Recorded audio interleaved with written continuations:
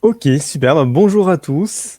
Je m'appelle Nicolas Ferra, je suis directeur général adjoint du pôle Finance Innovation et bien, bienvenue dans ce webinaire sur les aides InnovUp et PMUp avec la participation de Nicolas Dattès du pôle Next Move et ainsi que Cyril de FRS Consulting et Livia de la région Île-de-France. Et j'oublie peut-être une dernière personne. Euh, bon, voilà, en tout cas, on est ravis. Je crois que c'est Mine, hein, c'est ça, qui est là également. Donc, on est ravis de vous accueillir pour ce webinaire. Je vais faire une introduction rapide sur le pôle Finance Innovation. En deux mots, donc, on est un pôle de compétitivité qui est dédié à l'écosystème financier. Les pôles de compétitivité ont été lancés en 2007, 2005, en deux vagues, donc par les pouvoirs publics, les régions, le ministère de l'économie, et ils ont pour rôle et pour objectif de rassembler l'ensemble d'un écosystème dans un secteur d'activité donné pour faire émerger les innovations, pour faire émerger les projets de pointe, et donc pour booster la compétitivité de la France, que ce soit donc en interne, mais aussi à l'international. Donc Finance Innovation est le pôle de compétitivité qui est dédié à l'écosystème financier. On rassemble 550 membres aujourd'hui qui sont donc des grands groupes institutionnels, les fédérations, les startups PME, tous les acteurs qui sont accompagnateurs et accélérateurs de l'écosystème, donc les cabinets de conseil, les ESN, etc. Et évidemment les académiques et les acteurs de la recherche et le développement. Finance Innovation.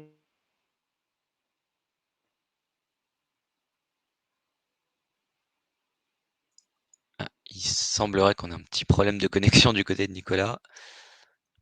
Euh, bon, hop, alors Nicolas Dattès, peut-être je vous propose Oui, très bien, de pas de reprendre la main souci. sur l'introduction. Hop, voilà. Parfait, merci. Hop. Et Donc Nicolas je vais m'a laisser fait. la main à Nicolas le temps que Nicolas du pôle PFI reprenne sa connexion. Donc là, ça sera Nicolas Dattès, DGA du pôle Next Move. Voilà, Très la bien, parole merci est à vous. beaucoup. Merci. Donc, Nicolas m'a fait l'introduction sur ce qu'est un pôle de compétitivité, donc je ne vais pas revenir dessus. Donc, Next Move, pour rappel, hein, Next Move, c'est le nouveau nom de Moveo. De Moveo, plus du Ravi. Le Ravi, c'est la filière industrielle automobile. Moveo avait fusionné l'année dernière avec le Ravi et l'Aria Normandie, car le pôle est situé sur deux régions, la Normandie et l'Île-de-France. Et maintenant, notre nouveau nom est Next Move. Donc, alors, je passe la slide, ou vous passez la slide sinon. Voilà, très rapidement, donc la thématique, nous adressons la mobilité innovante avec différents sujets comme le véhicule électrique ou l'électrification du véhicule, la mobilité sûre, le véhicule autonome, le véhicule connecté, également des nouveaux services et des nouvelles solutions de mobilité, la sécurité des usagers de la route. Et nous adressons, grâce à notre fusion avec le Ravi et l'Ariane Normandie, les thématiques d'excellence industrielle et opérationnelle. Très rapidement, quelques chiffres qui sont à retenir. Je ne vais pas tous les développer, hein, mais Mové aujourd'hui, c'est 600 membres, donc c'est un écosystème collaboratif très dynamique. Nous avons 100 experts qui travaillent notamment dans nos comités d'experts assez régulièrement avec nous. Et nous avons accompagné 270 projets de R&D qui ont reçu un financement public. Vous avez ici quelques exemples de membres, donc à noter, hein, plus de la moitié de nos membres sont des ETI, des PME et des startups. Nous avons évidemment des grands industriels, des grands groupes, pas que dans le domaine automobile, bien sûr. Hein, vous voyez par exemple ST Microélectronique ou Transdev. Beaucoup d'enseignements, beaucoup d'établissements de recherche et d'enseignement supérieur, ainsi que des collectivités. Alors, quelles sont les trois grandes raisons, les trois raisons principales, hein, il y en a beaucoup, mais trois principales, d'adhérer à un pôle pour ceux d'entre vous qui ne seraient pas adhérents à l'un de nos deux pôles? Je pense qu'on se rejoint un petit peu sur nos missions. La première, c'est bien sûr le réseau. Appartenir à un pôle, c'est appartenir à un réseau. Côté Moveo, donc, nous avons plus de 3000 contacts. Nous pouvons vous mettre en relation avec des bons interlocuteurs pour des collaborations technologiques ou des collaborations business. On vous donne de la visibilité et on vous permet d'accéder à des événements comme ce webinaire, par exemple, sachant que d'habitude. Alors, on avait l'habitude de faire des webinars, mais également l'habitude de faire beaucoup d'événements en présentiel, des grandes conférences ou encore des rendez-vous interfilières, des rendez-vous B2B. Bon, la crise sanitaire nous ayant un peu poussé vers les webinars, on s'oriente beaucoup vers les webinars depuis l'année dernière, mais on espère pouvoir reprendre les gros rendez-vous physiques parce que ça nous manque beaucoup actuellement. La deuxième grande raison, bien sûr, c'est de vous aider dans vos projets d'innovation, donc avec des outils de veille techno, bien sûr, veille techno régionale, française, et européenne. Donc, nous avons des outils pour ça. On vous aide également à vous y retrouver dans les méandres des différents appels à projets régionaux, nationaux et européens, ce qui n'est pas forcément facile. On vous accompagne dans le montage de vos projets de recherche et développement.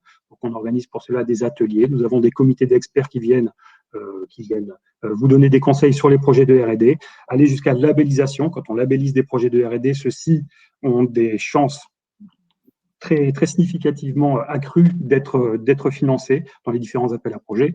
Voilà. Et on organise d'autres actions comme des challenges open innovation. Et enfin, la dernière chose, pas la moindre, c'est d'aider à augmenter d'augmenter votre chiffre d'affaires. Donc, c'est purement business. Donc, vous êtes à trouver, je l'ai dit, mais je le répète, des interlocuteurs pertinents, des potentiels clients pour votre société. On va challenger votre stratégie avec un comité qui s'appelle le Business Accelerator, qui vient challenger un petit peu votre business model et vous donner des conseils pour essayer d'adresser peut-être des nouveaux marchés ou de faire autrement ou de vous donner des bons contacts. Et ensuite, nous avons des offres un petit peu à la marge, on en a beaucoup, j'en ai mis 2 là, sur par exemple la réduction de vos factures avec des systèmes d'achat groupés. Voilà. J'en ai terminé pour la rapide présentation de Nextmove, donc je vais redonner la main à Nicolas pour la présentation, pour finir la présentation de Finance et Innovation. Si vous avez des questions, bien sûr, n'hésitez pas à me contacter sur Nextmove. Oui, merci Nicolas. Bon, j'ai eu un petit problème technique, vous m'entendez là? Oui, on t'entend très bien. Ok, super. Alors, on va pas prendre beaucoup plus de temps, Finance Innovation et un pôle de compétitivité. On est ravis d'organiser cet événement aujourd'hui parce que c'est un sujet qui est extrêmement important, le financement des entreprises. Les aides sont extrêmement utiles et la région est un soutien clé pour Finance Innovation, donc on est ravis de faire cet événement ensemble. Alors, ce que je voulais juste attirer l'attention de tous les participants aujourd'hui, et je vais partager mon écran. Vous le voyez là? Oui, c'est bon.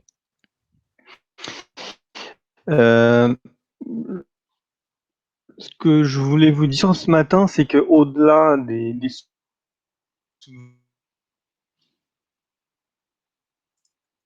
J'ai l'impression qu'on te repère à nouveau.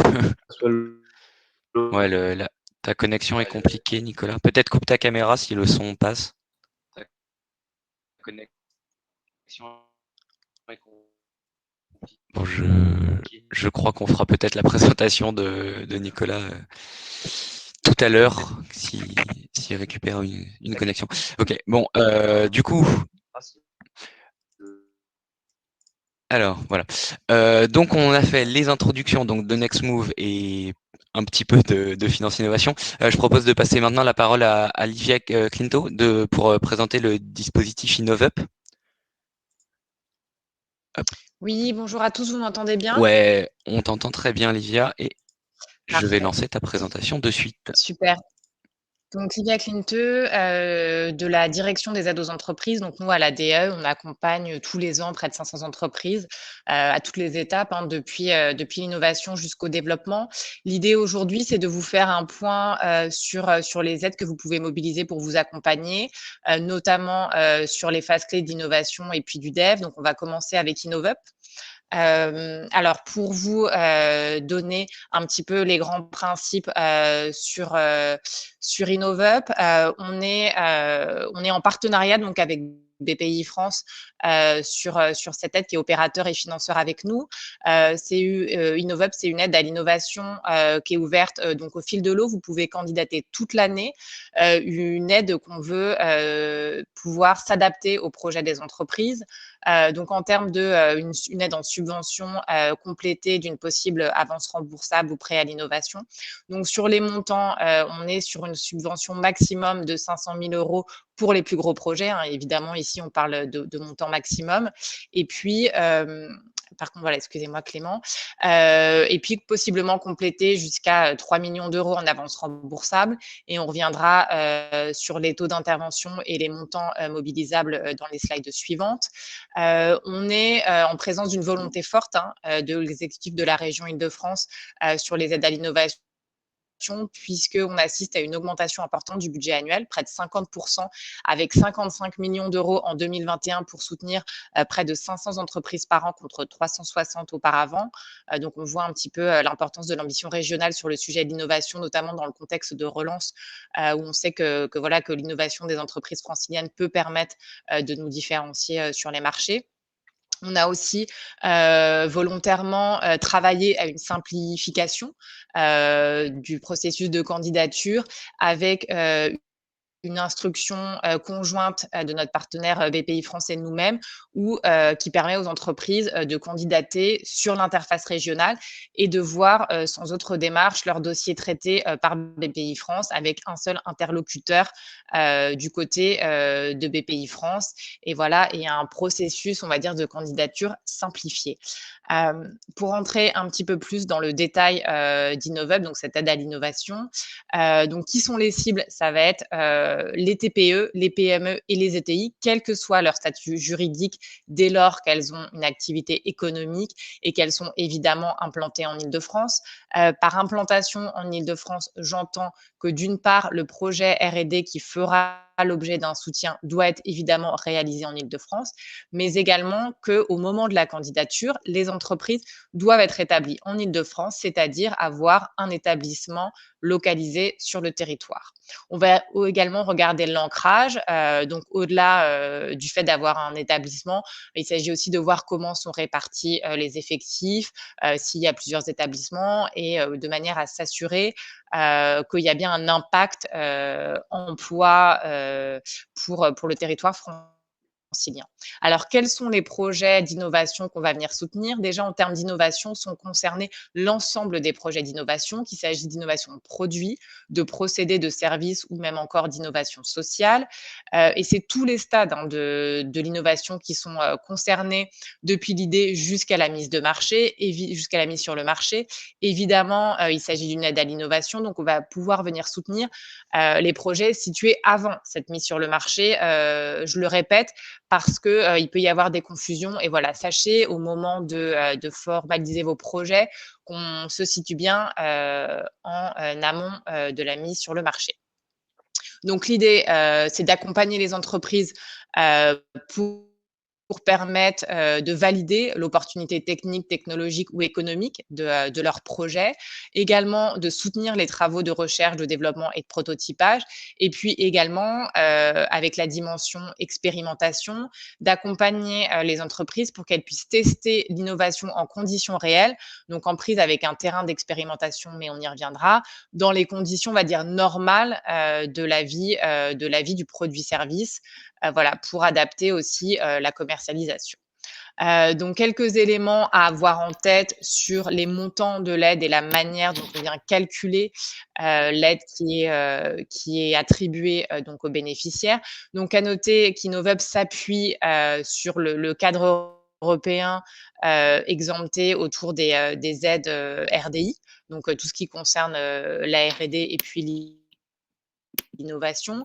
Donc, c'est ces taux d'intervention qu'on va venir appliquer, que vous pouvez retrouver facilement sur Internet dans les textes réglementaires iDouane. Retenez concrètement qu'on est généralement sur des taux d'intervention de l'ordre de 45% pour les petites entreprises et les moyennes entreprises, et puis plutôt 25% pour les ETI. Taux d'intervention auxquels viennent s'ajouter des plafonds qui sont appliqués par la BPI. Donc, à retenir que pour les projets jusqu'à 200 000 € d'assiette éligible, on va pouvoir intervenir jusqu'à 50 000 € 100% en subvention. Que pour les projets qui se situent entre 200 000 et 600 000 €, on intervient pour moitié en subvention et pour moitié en avance remboursable ou prêt à l'innovation, avec un plafond de 130 000 € pour la subvention et 130 000 € pour l'avance, donc un montant total de 260 000 € de plafond. Et puis, pour les projets au-delà de 600 000 €, on passe sur un tiers en subvention et 2 tiers en avance remboursable ou prêt à l'innovation. Concrètement, alors quelles sont les dépenses éligibles? Alors première chose aussi à avoir en tête, c'est que vont être, en termes de temporalité des dépenses, vont être éligibles les dépenses qui sont réalisées après, le dépôt du dossier. Donc voilà, donc avant même, d'avoir la certitude que vous allez obtenir la subvention, vous pouvez, commencer à réaliser des dépenses, dès lors que vous avez, réalisé votre candidature. Donc les dépenses éligibles sont celles, de la R&D, donc à savoir les études internes et externes, les frais de réalisation de prototypes et de maquettes. Donc les recherches sous-traitées à des prestataires extérieurs, que ce soit des labos, des centres techniques, d'autres entreprises. Tout ce qui concerne les dépenses de propriété industrielle, d'homologation, d'études de marché, d'acquisition de technologie ou de savoir-faire. Les dépenses de design, également l'amortissement du matériel qui est engagé sur la durée du programme.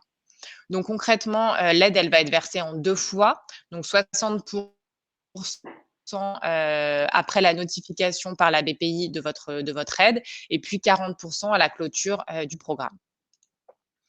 Alors, comment et sur quels critères vient-on sélectionner les projets? Donc, évidemment, on va regarder la qualité de l'innovation par rapport à l'état de l'art sur le marché, par rapport aux pratiques à l'œuvre sur les marchés de destination, le degré de maturité également, la qualité du projet et la pertinence de la roadmap par rapport aux objectifs fixés. On va aussi regarder le potentiel économique et la capacité financière de l'entreprise à porter le projet. À cet égard, soyez attentifs à 2 choses. La première, c'est, au fait qu'il faut avoir des fonds propres positifs et qu'ils le restent. Et puis également qu'on puisse qualifier un petit peu la solidité financière du projet et qu'on ait la certitude, que vous, avez la capacité financière de le mener à bien puisque comme je l'ai évoqué, il y a une partie qui est versée à la notification, mais également au sol. Donc voilà, donc ça suppose que l'entreprise ait concrètement de quoi pouvoir tenir la durée du projet. On va regarder le potentiel économique, évidemment, en termes de débouchés commerciaux, de chiffre d'affaires et puis de création d'emplois pour l'Île-de-France, qui sont évidemment des indicateurs importants pour le financeur public que nous sommes.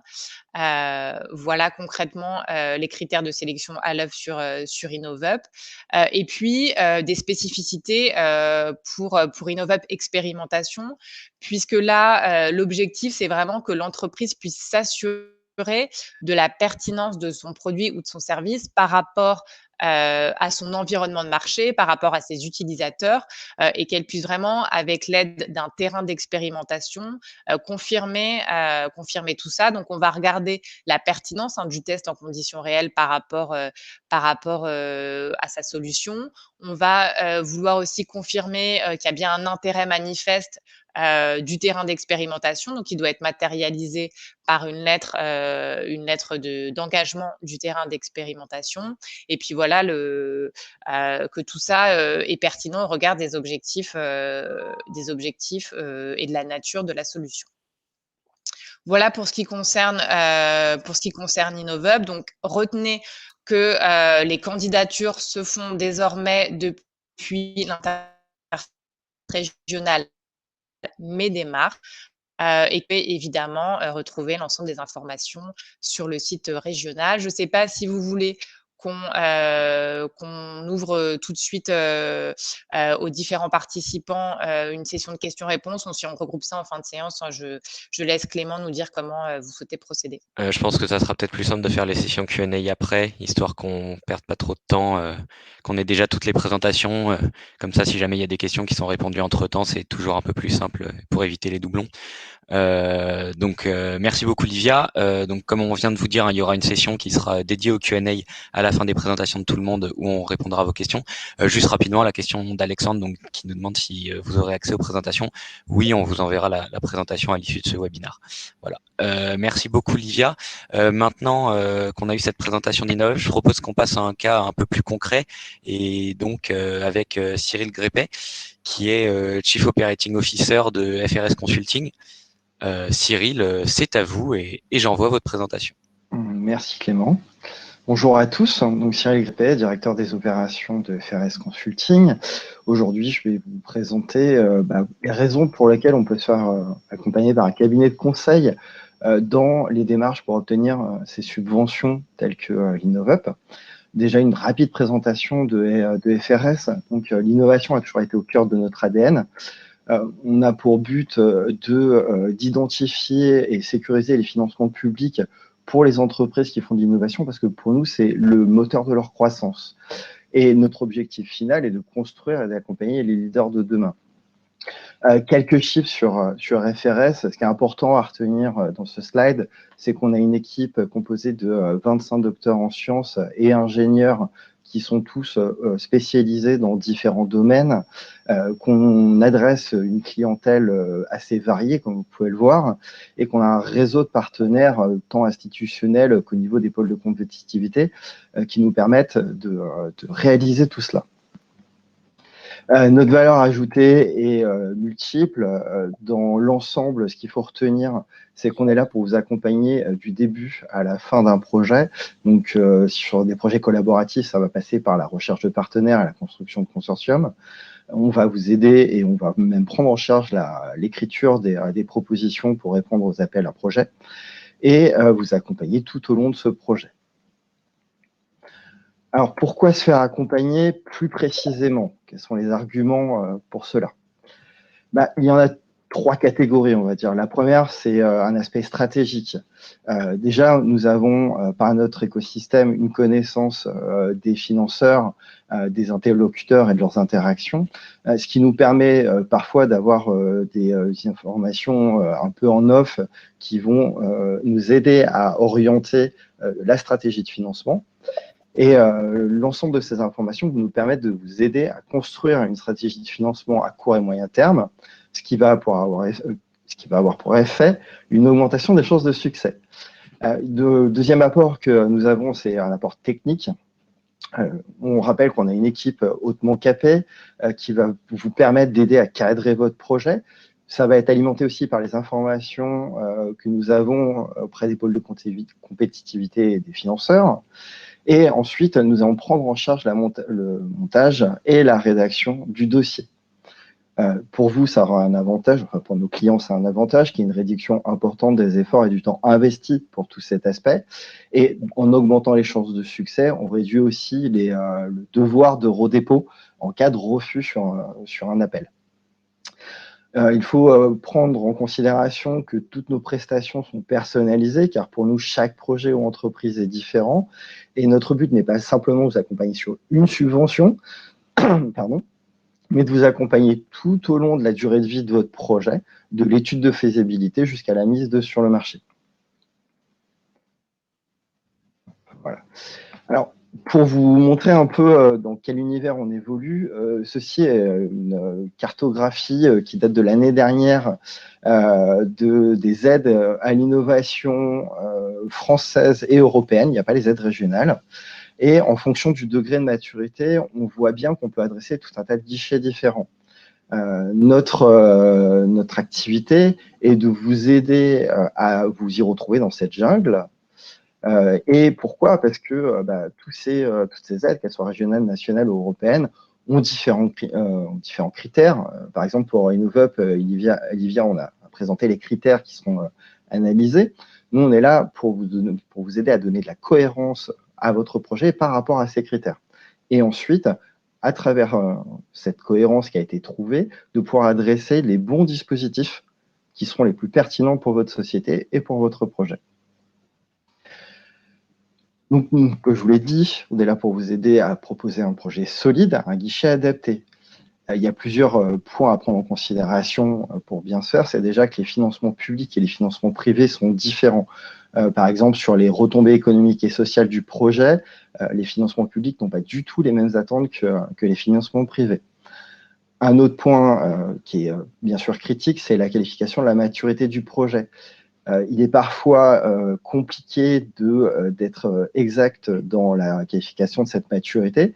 Et en plus, celle-ci va nous permettre de dimensionner la demande d'aide et le guichet en fonction du TRL.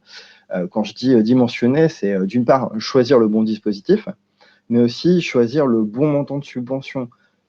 Par exemple, si vous êtes sur une étude de faisabilité, vous ne pouvez pas demander, enfin, on va dire le montant demandé en subvention ne sera généralement pas le même que celui quand vous êtes sur une phase de test à grande échelle, par exemple.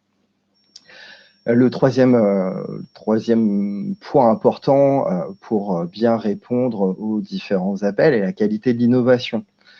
Notre équipe d'experts, hautement capée, va vous aider à évaluer ce critère et va aussi prendre en charge la rédaction technique, puisqu'on a l'expertise nécessaire, mais aussi la vulgariser, puisque parfois certains projets sont hautement techniques et leur mise en lumière pour être compréhensible des financeurs et de permettre que les objectifs et la complexité soient mis en valeur doivent être vulgarisés.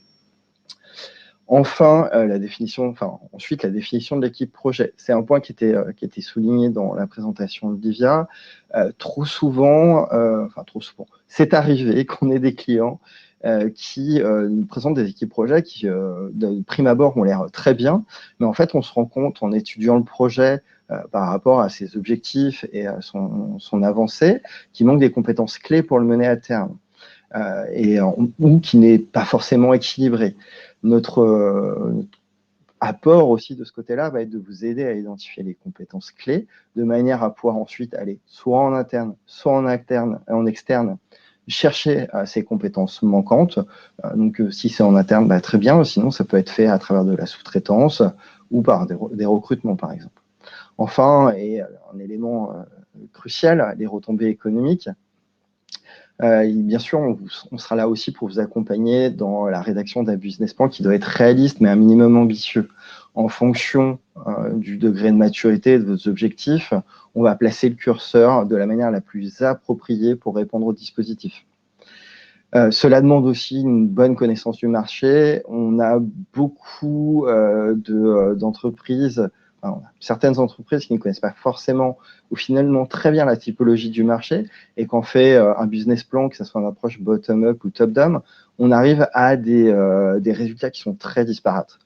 Quand je parlais de réalisme de business plan, je peux vous donner aussi un exemple. On a eu une start-up de 2 personnes qui, dans le premier business plan qu'elle nous a présenté, imaginait faire 75 millions d'euros de chiffre d'affaires d'ici 3 ans. Malheureusement, tout le monde n'est pas le nouveau Facebook, donc il faut arriver à mettre ça en corrélation avec la réalité du marché. Les résultats concrets. Alors, je vous ai dit tout ce qu'on a apporté, mais ça donne quoi pour nos clients et pour les sociétés qu'on a pu aider? Ne serait-ce que sur le dispositif InnovUp, alors l'ancienne version qui était découpée en plusieurs sous-dispositifs, c'est 1,5 million d'euros obtenus pour nos clients. Et ces dispositifs InnovUp qui ont été lancés l'ont aussi permis ensuite d'aller chercher d'autres subventions pour compléter et avancer plus loin dans leur projet. On s'occupe bien sûr de l'Île-de-France avec l'InnovUp, mais on adresse les dispositifs dans les différentes régions françaises qui ont chacune leur spécificité. Dans l'ensemble des dispositifs sur lesquels on accompagne nos clients, que ce soit des dispositifs plutôt fiscaux comme le CIR ou de subventions, c'est en moyenne 50 millions d'euros par an qu'on réussit à obtenir pour nos clients. Et pour les soumissions pour les projets européens, qui sont des projets hautement compétitifs, si vous êtes un peu intéressé au sujet, on a triplé les chances de succès de nos clients pour obtenir des aides, que ce soit sur les EIC Accelerator ou l'appel H2020 qui maintenant est remplacé par Horizon Europe. Pour aller plus loin, ce que je vous propose, au final, c'est quand même de voir une application concrète de tout ce qu'on a pu faire pour nos clients. Et pour ça, je vais laisser la parole à Minley, qui est le directeur général de PK Vitality, avec qui on a construit une stratégie complète de financement, de l'étude de faisabilité jusqu'à la mise sur le marché, à travers différents dispositifs sur lesquels on a fait le montage et on l'a accompagné, que ce soit des InnovUp, concours innovation ou des Eurostars. Merci à tous. Mine, je vous laisse la parole. Bonjour. Donc je suis Minley, je suis le DG de PK Vitality. Je vais juste présenter le projet en 3 minutes. Je suis pas là pour faire une levée de fonds, mais que vous compreniez avant que je vous explique comment on a monté, à quoi ressemble notre boîte. Donc PK Vitality, on est une boîte de MedTech, donc de dispositifs médical. Ce que nous développons, c'est une smartwatch qui fait CGM. CGM, c'est Continuous Glucose Monitoring, monitoring de glycémie en continu. Donc c'est un produit pour les patients diabétiques. Aujourd'hui, les patients diabétiques en France, alors dans le monde, c'est 460 millions. En France, c'est à peu près 4 millions de personnes. C'est une centaine de millions sur ces 460 millions qui sont dits sévères, donc qui doivent prendre de l'insuline et qui, pour titriser leur insuline ou sursucré, doivent vérifier leur glycémie plusieurs fois par jour. Le marché est encore largement dominé par une technologie que vous devez avoir croisée dans votre vie. C'est la glycémie capillaire, des gens qui on se pique le doigt, une goutte de sang. C'est juste une goutte de sang et on a son niveau de glycémie.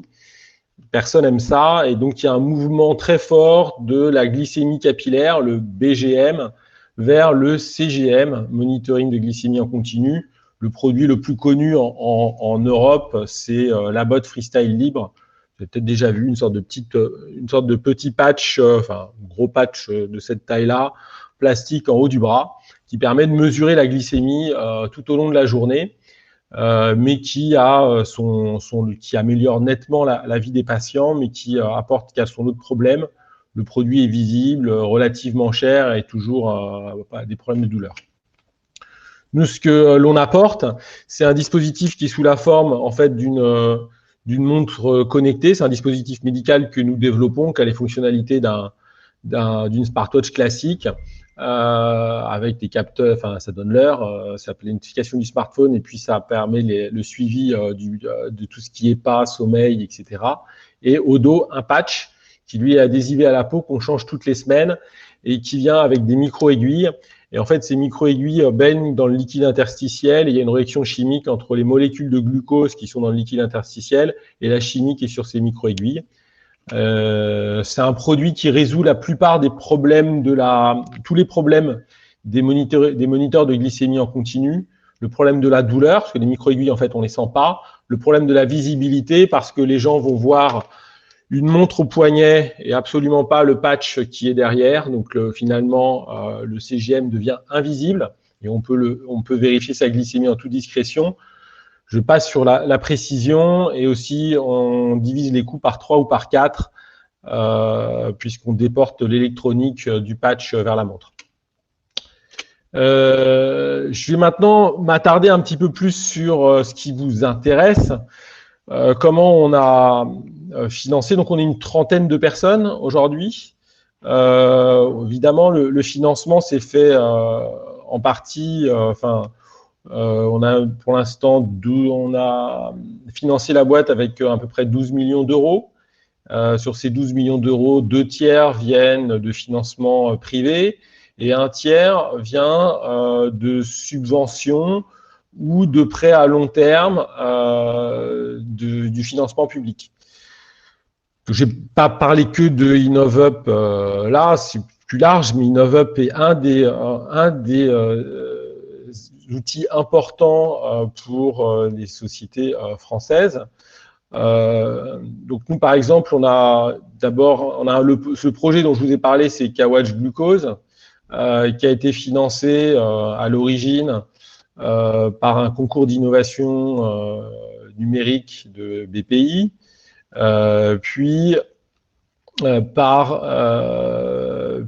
plus récemment par l'EIC Accelerator, donc c'est Horizon H2020, sur lequel nous avons reçu une subvention de 2,3 millions et on est en train de négocier une entrée de la Commission, de l'Europe au capital. Mais ce qui est important de voir, c'est qu'on a pu découper finalement tout notre effort de recherche et notre roadmap en différents projets. Donc, on a une sorte de projet phare qui est Kawash Glucose, et nous avons dans la roadmap un certain nombre de dérivés que l'on a bien détourés.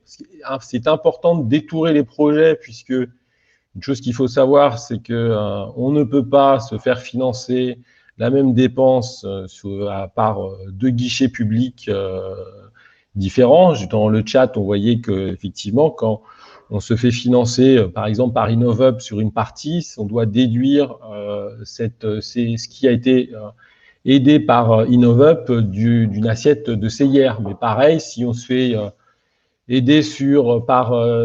financé par InnovUp, la même dépense ne peut pas être mise sur un autre dispositif public. Donc là, on avait un autre projet qui est un dérivé de Kawash Glucose qui s'appelle Kawash Athlete, qui est en fait du suivi du lactate en continu. Donc on va dire que 80% c'est la même chose, 20% c'est la chimie qui diffère. Et donc on va suivre le niveau de lactatémie chez des athlètes professionnels. Et ça, c'est un projet qui a été subventionné par un InnovUp Proto, pour lequel j'ai rendu mon rapport hier de clôture de projet. Et donc, nous avons maintenant des prototypes qui fonctionnent. Et puis, nous avons, en parallèle de ces deux projets qui sont, on va dire, publics sur le site, nous développons déjà la prochaine génération qui va remplacer notre premier produit, qui de lui devra arriver en 2023. Juste après, on travaille sur ce qu'on appelle du multi-analyte, c'est-à-dire que sur le même patch, vous allez avoir non pas le suivi d'un seul analyte qui est le glucose ou le lactate, mais de plusieurs analytes en parallèle. Donc, on a le glucose plus le lactate qui est financé par InnovUp Leader PIA, et le glucose plus le kétone, alors sur des enveloppes différentes, le glucose plus kétone qui, lui, va permettre aux patients diabétiques d'éviter ce qu'on appelle les acidocétoses. Je ne rentre pas dans le détail technique, mais globalement, le suivi du kétone, en plus du suivi du glucose, vous voyez à quoi ça sert, mais le suivi du kétone, ça évite certains accidents qui arrivent assez peu fréquemment, mais au final, ça évite 15 à 20% des complications.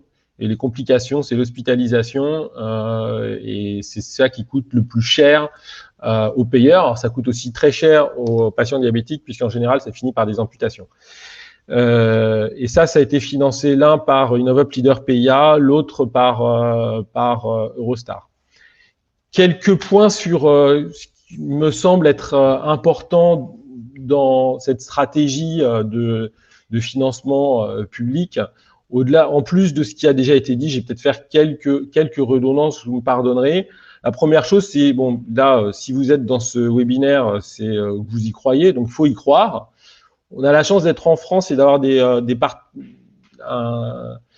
la puissance publique et en Europe, la puissance publique qui aide beaucoup les entreprises. Donc, c'est une méthode de financement qu'il ne faut surtout pas négliger. La deuxième, comme je vous l'ai dit, c'est identifier les différents projets et si vous avez plusieurs projets en parallèle, bien les cadrer pour pouvoir vous donner les chances de déposer différents projets sur différents guichets et matcher ça avec les sources de financement, puisque effectivement, toutes les sources de financement n'interviennent pas au même niveau de projet entre l'idée, déjà sur InnovUp, vous voyez bien, entre un InnovUp Proto et un InnovUp Leader, c'est pas le même timing dans un projet, mais vous avez, là, on n'a que InnovUp, mais si vous prenez l'intégralité des possibilités de financement public, c'est assez compliqué de s'y retrouver. Et c'est pour ça que moi je conseille, alors c'est ce qu'on a toujours fait, de se faire accompagner, non seulement pour avoir une meilleure idée justement du panorama des aides et faire ce matching entre ces projets et leur maturité et les dispositifs à disposition. Et puis la deuxième, qui a été bien dit par FRS, c'est aussi accompagner pour la rédaction du rapport. C'est pas qu'on ne sait pas écrire, c'est qu'on ne sait pas toujours écrire dans la langue qui est attendue. Alors, c'est plus ou moins difficile, mais on n'a pas toujours la même grille de lecture en tant qu'entrepreneur et les personnes qui vont lire. Et de temps en temps, on s'aperçoit qu'il y a des évidences qu'on oublie parce qu'on n'est pas simplement pas du même côté de la barrière. Et des choses qui sont attendues peuvent être oubliées alors qu'on les avait dans notre besace. Le dernier point, c'est pas parce qu'on se fait accompagner qu'il faut pas y mettre du sien. C'est extrêmement important d'y mettre, de s'impliquer, je pense. On peut pas non plus, c'est pas parce qu'on a une société qui nous accompagne que tout d'un coup elle va faire des miracles, qu'elle connaît mieux le projet que vous. C'est vous qui connaissez le projet, c'est vous qui y mettez les tripes. Et ça se sent dans la rédaction, je pense. Donc, oui, il faut être accompagné pour écrire de la bonne manière et penser à la bonne architecture. Maintenant, les tripes, comprendre ce que c'est que le projet, la technicité, et puis à un moment, vous allez peut-être faire défendre le projet à l'oral. Ben, ça, il y a pas d'autre manière que d'y mettre du sien, d'y passer du temps. On sait que le temps, c'est de l'argent, mais c'est un investissement qui est nécessaire parce que c'est une compétition qui est quand même assez féroce. Il y a beaucoup de projets qui sont bons et la différence se fait aussi sur l'énergie qu'on peut y mettre, autant que dans la qualité du projet. Voilà pour moi. J'espère que... Et puis si vous avez des patients, des connaissances diabétiques, n'hésitez pas à les diriger vers notre site pkvitality.com. Il y a une petite, ils pourront savoir ce qu'on fait, ils pourront s'abonner à notre newsletter. Je suis désolé, c'était la petite page pub. Voilà pour moi. Merci Minley, c'est tout à fait légitime. Merci beaucoup pour cette présentation donc d'InnovUp. Livia, je propose qu'on passe maintenant à la présentation à PMUp, pardon. Bien sûr. Hop, alors je vous laisse afficher les slides qui vont bien. Merci. Donc voilà, donc on évoquait les instruments et les aides à votre disposition pour innover. La région vous accompagne aussi une fois que vous avez mis vos produits sur le marché et que vous arrivez au stade de l'accélération et de la stratégie de développement. Pour vous accompagner, nous avons nos aides classiques PMUp, TPUp, mais qui, dans le contexte actuel pandémique et dans le contexte qui va s'ouvrir aussi de relance post-crise, ont été mises à jour, notamment au regard des évolutions réglementaires qu'a notamment mis en place l'Union européenne en donnant la possibilité aux acteurs publics d'augmenter les taux d'intervention et les subventions qu'ils proposent donc aux entreprises de leur territoire. Donc, dans ce contexte-là, on a fait évoluer nos aides PMUp, TPUp vers des aides TPUp, PMUp relance. Concrètement, qu'est-ce que ça signifie? Ça signifie que d'une part, on a augmenté le budget consacré, donc 20 millions d'euros en 2021 pour soutenir près de 150 entreprises, c'est l'objectif. L'objectif aussi, c'est de pouvoir majorer, alors pour des projets particulièrement remarquables et prioritaires, évidemment, les projets qui verront la subvention majorée sont des projets qui répondent à l'enjeu de souveraineté de la région Île-de-France, qui connaissent un fort potentiel de création ou de maintien d'emplois et qui relève aussi de la sauvegarde de savoir-faire ou de secteurs menacés dans le contexte post-crise qui va s'ouvrir, ou qui répondent à des enjeux saillants d'un point de vue environnemental, d'un point de vue de l'impact social sur les sujets d'intérêt pour la région. Donc, dans ce contexte-là, on pourrait majorer l'aide maximum de 250 000 € qui intervient d'habitude avec PME jusqu'à 500 000 €. Et puis, sur TPE, passer de 55 000 € à 150 000 €. Là aussi, voilà, ayez bien en tête qu'on est dans le cas de projets particulièrement remarquables et que ce ne sera pas forcément le cas pour tous les projets. Donc, dans le contexte aussi, et face, comme vous pouvez l'imaginer, à l'augmentation du nombre de candidatures et à ce fonctionnement autour de TPE, PME Relance, on a un petit peu adapté notre processus de candidature, puisqu'on est sur un fonctionnement un petit peu hybride entre fil de l'eau et appel à projet, où en fait les entreprises peuvent candidater au fil de l'eau, mais on va procéder par relève, donc c'est-à-dire qu'il va concrètement y avoir 2 à 3 jurys de sélection en 2021. Donc, il y aura une première relève des candidatures le 30 mars, une autre le 7 juin et puis une autre a priori fin septembre. Donc voilà, donc ayez ça en tête, ces dates-là, pour pouvoir avoir candidaté pour ces échéances. Donc, les critères de sélection, ils demeurent, hein. C'est évidemment la viabilité financière de l'entreprise, parce qu'une fois de plus, et on va le détailler plus tard, on intervient en remboursement des dépenses engagées. Donc, il convient pour l'entreprise d'avoir la possibilité matérielle de mener à bien son projet, évidemment.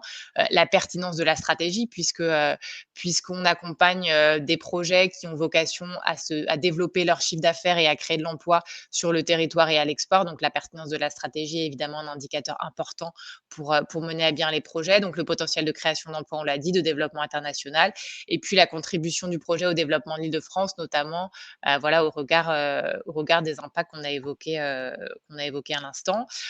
Donc, comme pour InnovUp, les dossiers de candidature sont à déposer en ligne sur Mes démarches. Et puis, la procédure, c'est donc une présélection des dossiers par les équipes de la région, un diagnostic réalisé avec les chefs d'entreprise par les conseillers des équipes de la région, et puis un jury de sélection régionale composé de représentants du développement économique francilien et puis d'élus de la région. Donc, pour rentrer un petit peu plus dans le détail, donc les cibles de PMUp, c'est les PME et ETI franciliennes, hein, qui ont entre 5 salariés et 5 000 salariés. À noter que le dispositif est ouvert aux associations et aux entreprises de l'ESS. Alors, quel projet on va cibler? Donc, ça va être la relocalisation ou l'installation d'outils de production liés à des produits et des services stratégiques pour l'Île-de-France. Tous les projets qui relèvent d'une relance de l'activité économique francilienne, donc qui présentent une stratégie de croissance ambitieuse avec un impact fort sur le tissu économique, les opérations de croissance interne, de reprise d'entreprise, les situations de changement d'échelle ou encore de sauvegarde d'activités stratégiques menacées. Alors, qu'est-ce qu'on finance? Alors, comme sur PME pour les entreprises qui ont déjà connaissance de ce dispositif, on va venir financer des actions d'investissement, donc outils de production, mais ça peut être aussi des logiciels spécifiques pour les entreprises de la tech. On va venir soutenir des prestations de conseil structurantes dans tout domaine. Ça peut être du conseil financier au conseil marketing, l'étude de marché, dès lors qu'on est dans une prestation structurante et non des prestations courantes qui relèvent de la vie normale de l'entreprise. On va pouvoir vous accompagner aussi sur la propriété intellectuelle, les brevets, y compris les extensions à l'international et le recrutement de cadres.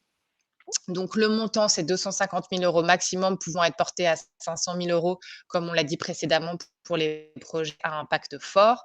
Donc, concrètement, les taux d'intervention sur les typologies de dépenses qu'on a évoquées.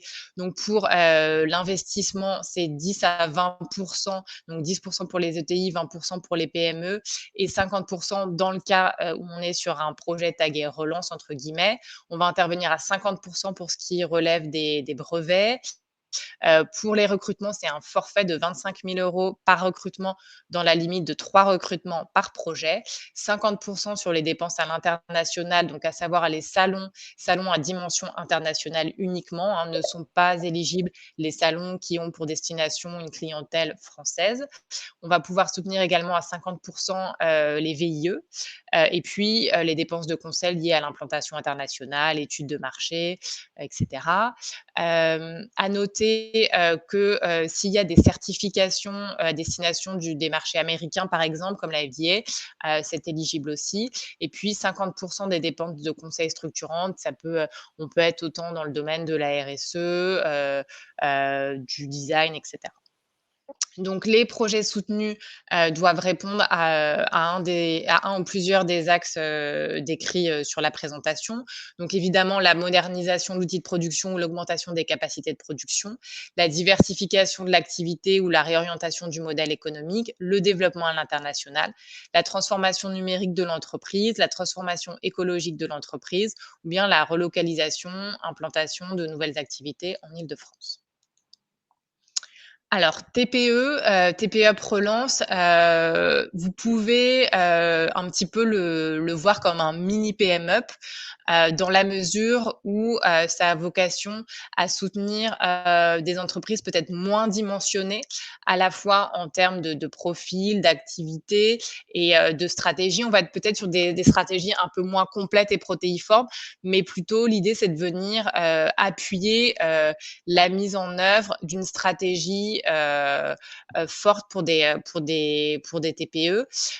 L'idée, c'est là aussi pour TPE Relance d'intervenir sur des projets qui présentent soit un projet de sauvegarde d'activité ou de savoir-faire menacé. Ça peut être le cas notamment dans le contexte qu'on connaît sur des savoir-faire liés à l'artisanat qui sont particuliers. Ça va être également des outils de production sur le territoire régional. Voilà, ça peut être aussi des entreprises qui ont un projet à l'international qu'elles souhaitent développer. On va être, pour ce qui concerne les dépenses soutenues, là aussi sur de l'investissement, du conseil et du développement international. Exceptionnellement, on peut financer du dépôt de brevets, des recrutements, mais l'idée de TPUp, c'est plutôt d'accompagner les entreprises sur du conseil, du développement international et des investissements. Donc, le montant habituel sur TPUp, c'est 55 000 € et là, il pourrait être porté exceptionnellement à 150 000 € pour les projets tagués relance, donc qui répondent aux enjeux qu'on a décrits de relocalisation, de croissance forte, etc.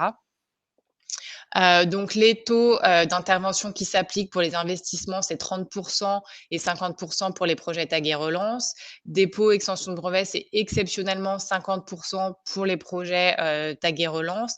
Les recrutements structurants, 25 000 €. Là aussi, maximum 3 postes et c'est plutôt exceptionnel pour les projets tagués relance. Et puis, 50% pour les salons à l'international, les VIE, le conseil, et puis 50% pour le conseil stratégique. Donc, les projets et les attendus stratégiques, c'est que les entreprises puissent accroître ou moderniser leur outil de production, diversifier leur activité ou réorienter leur modèle économique, relocaliser ou implanter une activité en Île-de-France, s'internationaliser ou encore mener une transformation numérique et écologique. Voilà, donc vous pouvez retrouver toutes ces informations sur le site de la région et puis il y a une adresse dédiée sur laquelle vous pouvez poser toutes vos questions et auxquelles vous aurez des réponses assez rapidement. Voilà. Merci beaucoup, Olivia. Donc un peu comme on a fait tout à l'heure à l'image des témoignages pour InnovUp, on va maintenant avoir un témoignage pour PMUp et il sera fait par Stéphane Claudel, donc qui est président de l'AEG. Stéphane, la parole est vôtre et je lance votre présentation. Bonjour à tous. Donc effectivement, on est dans un certain nombre on a actionné un certain nombre d'actions effectivement ciblées par la région, puisqu'on AEG maintenant fait partie d'un groupe, d'un petit groupe que j'ai constitué. Donc nous, on est principalement dans tout ce qui est sous-traitance liée au secteur automobile et aéronautique. Donc on est présent au travers du réseau depuis la création de Moveo.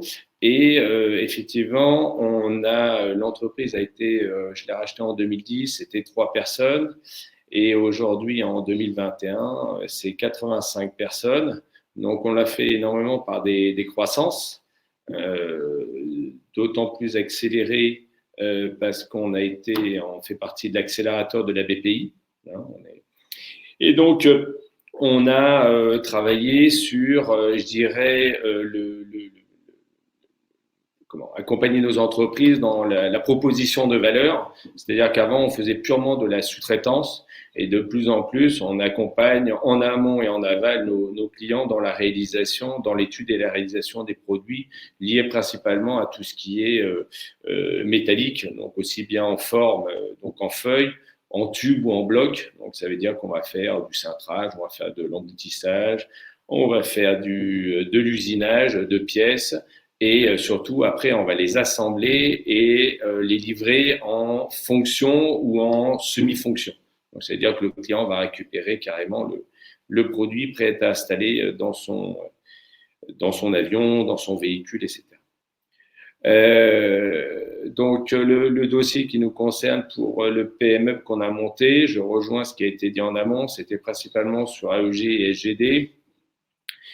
C'était sur principalement les trois cibles, qui étaient l'investissement. Alors, l'investissement, effectivement, c'est à peu près à l'époque, sur l'ancien dossier PME de 2019 qu'on a déposé, 2020, c'était 10% sur les aides à l'investissement.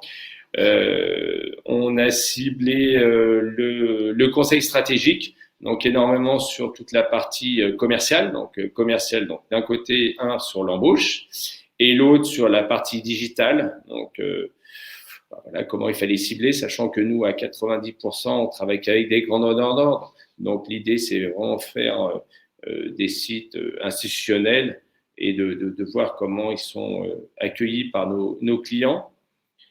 Et le quatrième, c'était effectivement les salons. Bon, ça, on avait peu ou pas ciblé à l'époque.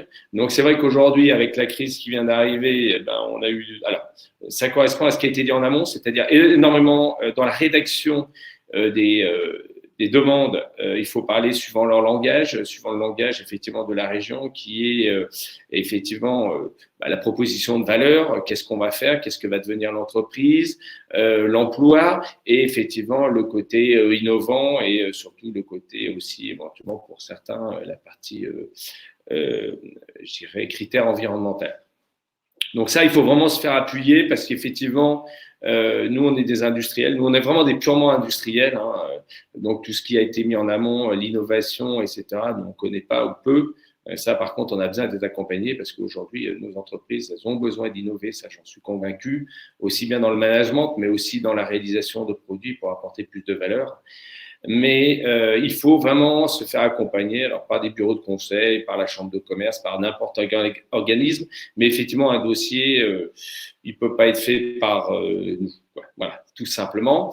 Et aussi bien dans le rendu. C'est-à-dire qu'après, dans le rendu, pour faire débloquer les fonds, effectivement, il faut qu'il soit rédigé et rendu suivant pas des critères, mais qu'il y ait un rendu et qui soit bien formaté suivant les demandes de la région pour que les fonds soient débloqués. Donc, ça se monte assez facilement, c'est assez long, on ne peut pas dire que ça soit très rapide quand même. Alors, ça s'est peut-être accéléré, vous m'en excuserez, hein, mais moi, je l'ai vécu il y a 2 ans.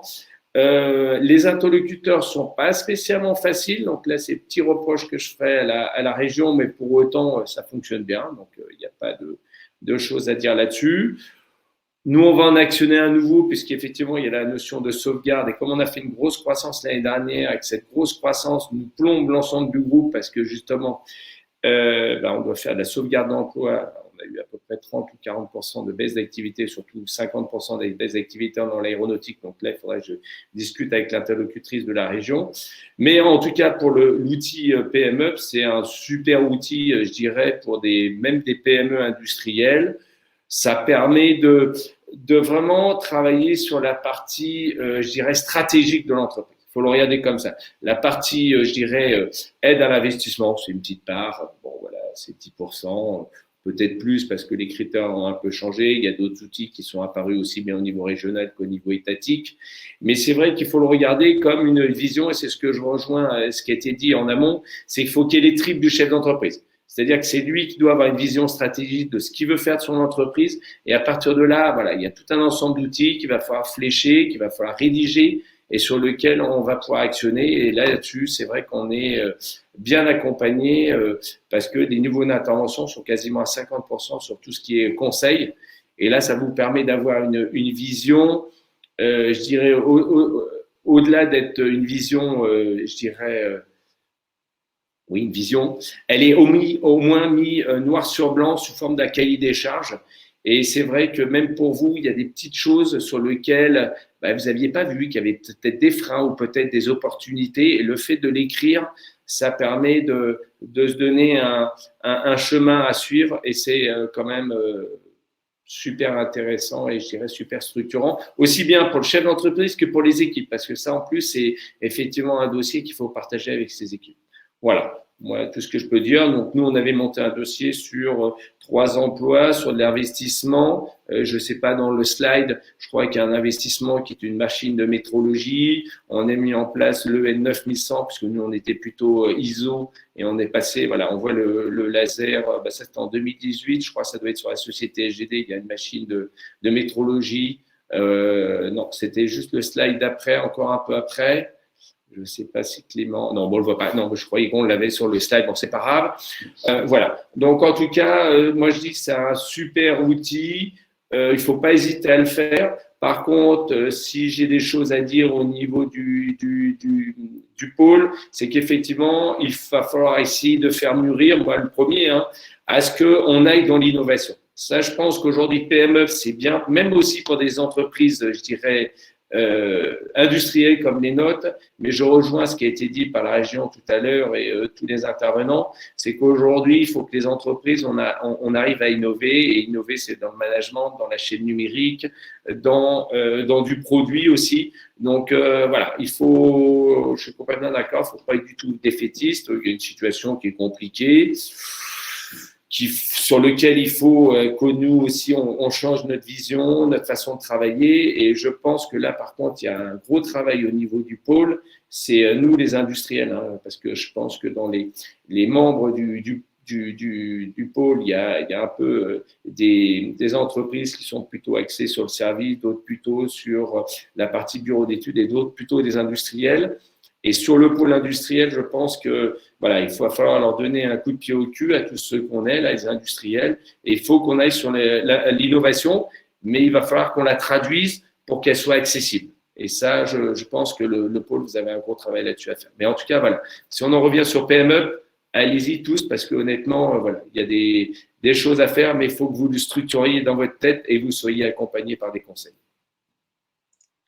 Merci beaucoup, Stéphane. On a fini la partie présentation théorique. On va donc passer à la session Q&A.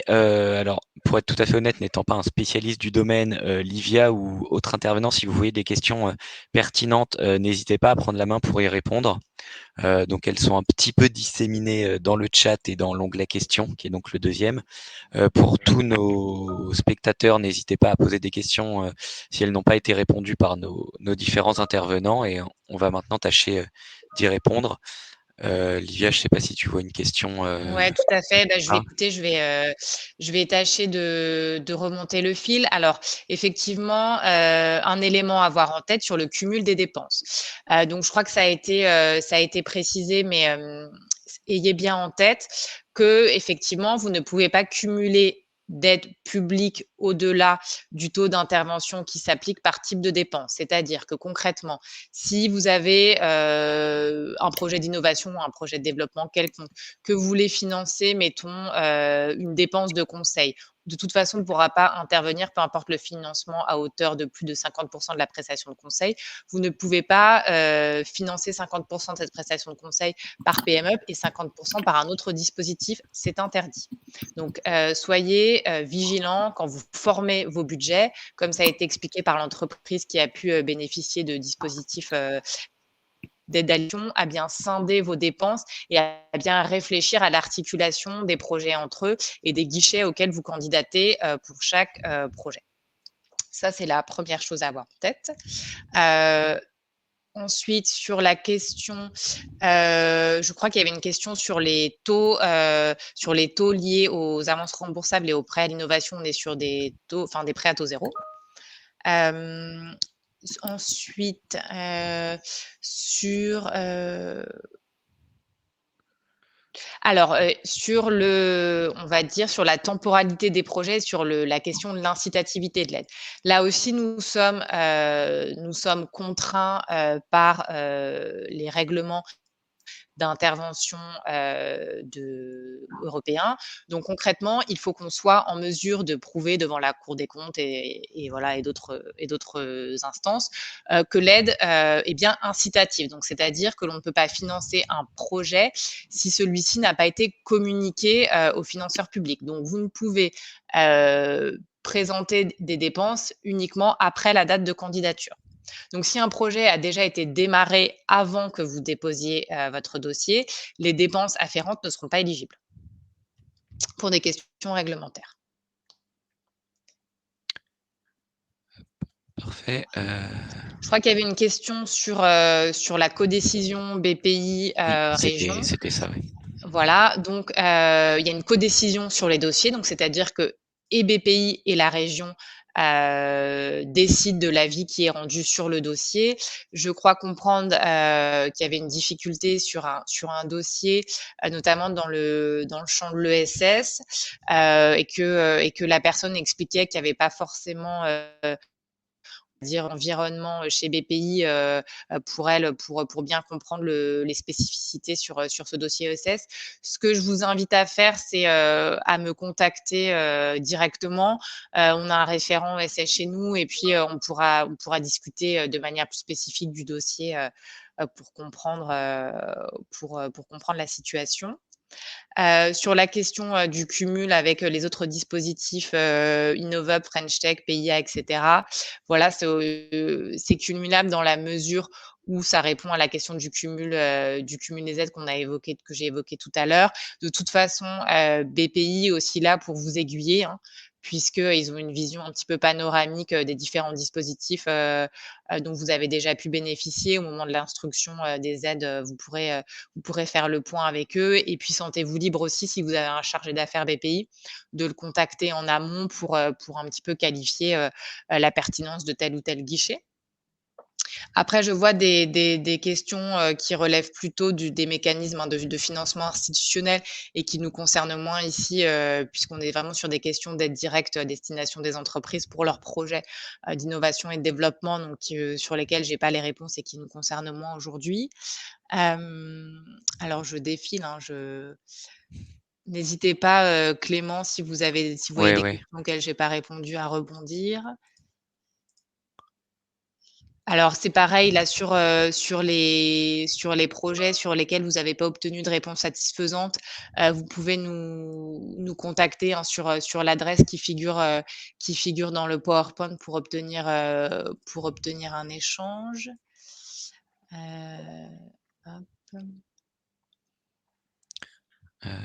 Alors, dans l'onglet questions, on en a quelques-unes. Il y a Anaïs qui demande, les startups en phase d'amorçage sont-elles éligibles? Alors, vous parlez d'InnovUp ou de PMUp? Bon, dans tous les cas, ce qu'il faut retenir, c'est que pour InnovUp, la condition du règlement d'intervention, c'est que l'entreprise soit créée avant la candidature. Donc, quand j'entends créer, il faut qu'on soit en présence d'un CABIS. Oui, effectivement, ça me fait rebondir aussi sur la question de la capacité financière. Alors, donc start-up en situation d'amorçage, à savoir que, et c'est valable pour toutes les entreprises candidates, il y a la question du niveau de fonds propres. Là, également, attention, c'est une question réglementaire, c'est-à-dire qu'on ne peut pas soutenir des entreprises en difficulté, c'est-à-dire les entreprises dont le niveau de fonds propres est inférieur à la moitié du capital social. Donc, c'est pour ça que la BPI, notamment, est particulièrement attentive au niveau des fonds propres au regard de cette règle et de manière générale pour bien qualifier la solidité et la capacité financière des projets. Donc les startups en amorçage sont éligibles sur InnovUp, et c'est même la cible, hein, puisque l'idée c'est de vous accompagner sur vos innovations. Sur PMUp, on va avoir besoin de qualifier l'appétence du marché pour les produits-services que vous développez, puisque l'idée avec PMUp, c'est d'accompagner l'accélération de la croissance des entreprises. Donc forcément, il faut qu'on soit déjà en présence d'une preuve de succès, et puis du coup forcément d'un chiffre d'affaires, ou en tout cas d'un pipe existant à date, et de débouchés concrets et matérialisés par un chiffre d'affaires, par des accords commerciaux, par une clientèle, etc. Voilà pour ces réponses. Merci bien. On a Alexandre qui demande, donc là pour le cas de PMUp, si on est moins de 5 salariés mais avec l'aide plus de 5, est-on éligible? Pour PMUp, il faut être 5 salariés minimum. D'accord. C'est vraiment un critère d'éligibilité. 5 salariés ETP, donc emploi à temps plein. Parfait. Est-ce qu'on avait comme Je crois qu'il y question? avait une question aussi sur les dividendes. Alors, la question des dividendes.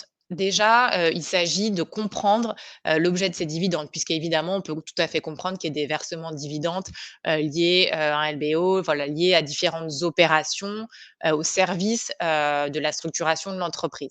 Après, on va venir qualifier un petit peu l'origine et la destination de ces dividendes, et puis aussi, de fait, la pertinence d'une aide publique, puisque la question de mobiliser évidemment de l'argent public, du financement public pour une entreprise qui se verse des compléments de rémunération supérieurs au montant de l'argent public mobilisé peut évidemment poser question. Donc tout est question de situation spécifique, et on va venir qualifier projet par projet la pertinence et l'incitativité d'une aide publique. Okay, merci pour ça. Alors, qu'est-ce qu'on a sinon? Hop. Alors, sur la question d'InnovUp et des startups en amorçage et du POC. Alors, concrètement, le critère d'éligibilité pour InnovUp, c'est qu'il faut que vous soyez créé.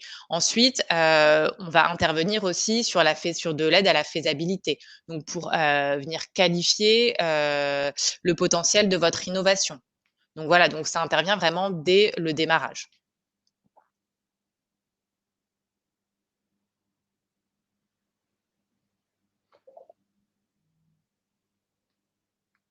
Sur la question de savoir si une ESN est éligible. Alors oui, puisqu'il n'y a pas d'exclusion par typologie d'activité. Par contre, nous, ce qu'on va les qualifier à la fois sur InnovUp et sur PMUp, c'est bien qu'on va assister à la commercialisation de produits et services sur étagère, entre guillemets. En tout cas, il faut qu'il y ait une industrialisation cible. Donc, dans le cas d'une ESN classique qui commercialise de la prestation de services spécifiques, forcément, on va dire que dans l'environnement de l'ensemble des dossiers qu'on va avoir, c'est des dossiers qui vont moins retenir notre attention en tant que financeur public, au regard aussi de la dimension concurrentielle du marché de l'ESN. Vous imaginez le nombre de ESN sur la place de Paris. Donc, une ESN qui a un projet de développement de produits sur étagère et qui nous mobilise pour développer ce projet spécifique sur InnovUp, pourquoi pas. Mais une ESN qui nous finance, qui nous sollicite sur PMUp pour juste accompagner une croissance qui ne présente pas de projet particulier de développement à l'international, voilà, qui coche un axe stratégique particulier, ça va moins être la cible. Après, il n'y a pas d'exclusion sectorielle, mais on va aller regarder au cas par cas la pertinence d'un accompagnement régional.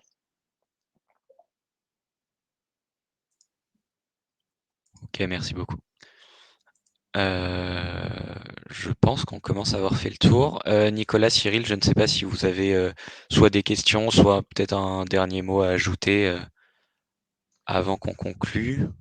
Je vois qu'il y a une dernière question sur Innovup et la spécificité expérimentation. Oui, tout à fait. Il faut qu'au moment de la candidature, le terrain d'expérimentation soit identifié et manifester son intérêt par le biais d'une lettre d'engagement. Et donc, c'est l'avance remboursable et le prêt R&D, c'est des prêts à taux zéro. Et pour la question sur les associations, normalement, les associations sont éligibles. Oui, tout à fait. Quelle que soit la forme juridique, dès lors qu'on est vraiment en présence d'une activité économique. Tout à fait. Et pour revenir sur une question qui a déjà été posée, mais peut-être que certains ont raté la réponse, il y avait la question sur est-ce que le CIR et les subventions type Innovup sont cumulables.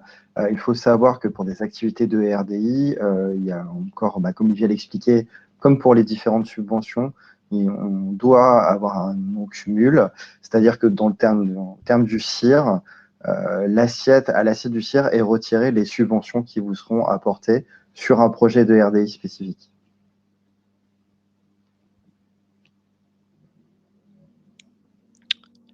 Très bien, très bien. Oui, donc pour les questions sur les contacts, je ferai un mail de toute façon à toutes les personnes qui sont inscrites avec les slides d'information et les contacts de nos intervenants qui le souhaitent. Donc voilà, vous aurez tout, vous aurez toutes ces informations-là. Ok, super. Et de toute façon, voilà, sentez-vous libre de poser toutes vos questions sur les différentes adresses, donc Innovup et puis aideéconomique@île-de-france.fr. Parfait. Écoutez, je pense que on a fait le tour. Alors oui, je vois qu'il y a une dernière question. Non. Alors la question d'avoir déjà un CA à date, forcément, si on est sur de la faisabilité, on va pas vous demander d'avoir un chiffre d'affaires sur la solution pour laquelle vous voulez tester la faisabilité, évidemment. Après, par contre, on va quand même regarder la capacité financière. Donc s'il y a des fonds propres mobilisables, voilà, il faut comme j'expliquais, qu'on puisse faire la preuve de sa capacité financière à porter le projet.